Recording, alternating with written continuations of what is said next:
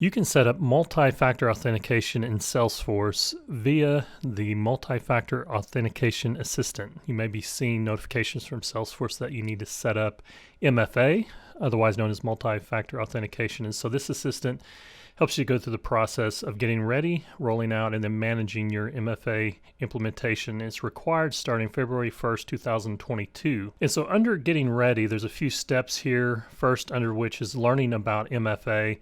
And there's different links for information, either help articles or videos or both, related to implementing MFA, setting it up, getting guidance, and joining the Trailblazer community around MFA as well.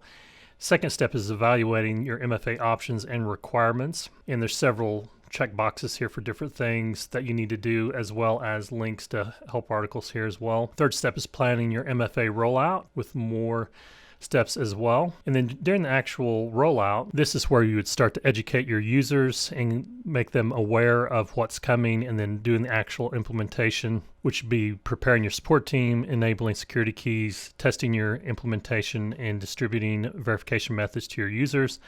Then launching, turn on MFA and kick off launch day activities to support your users. And then under manage, you have the first step of measuring the success of your rollout, supporting users and ongoing operations.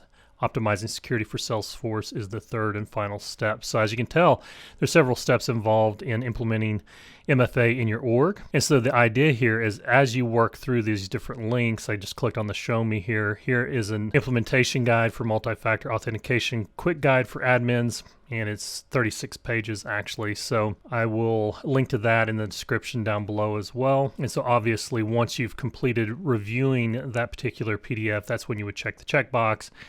And then the next step, see how to set up MFA. You can watch a video here that takes you to a confirmed redirect for Salesforce video on vidyard.com. And so once you've reviewed that video, you check here, et cetera, and you notice that the circles fill in over time as you complete the various steps. So to learn more about multi-factor authentication inside of Salesforce, be sure and visit Multi-Factor Authentication Assistant.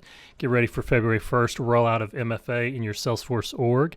If you found this Salesforce video helpful, please do like, subscribe, and consider leaving a comment down below for what you'd like to learn in Salesforce, and I just might make it my next video. And until then, I'll see you in the cloud.